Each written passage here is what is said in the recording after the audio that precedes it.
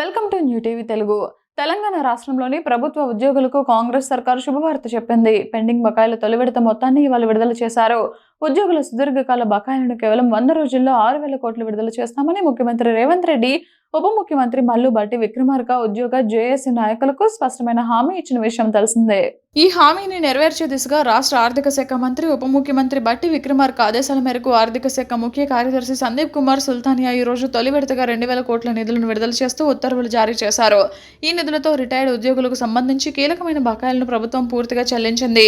Retired ఉద్యోగుల general provident fund బకాయిల మొత్తాన్ని క్లియర్ చేశారు. అదేవిధంగా రిటైర్డ్ ఉద్యోగులకు సంబంధించి మే 2025 వరకు పెండింగ్ లో ఉన్న కమ్యూటేషన్ బకాయిలను కూడా పూర్తిగా చెల్లించారు. ముందస్తు ప్రణాళికలు, పక్కా కార్యాచరణతోనే ఇది సాధ్యమైందని తెలంగాణ ప్రభుత్వం తెలిపింది. ఇచ్చిన మాట ప్రకారం మిగిలిన 4,000 కోట్ల బకాయిలను కూడా నిర్ణీత గడువులుగా ఉద్యోగుల ఖాతాల్లో జమ చేయడానికి తమ ప్రభుత్వం శరవేగంగా కసరత్తు చేస్తోందని వెల్లడించింది.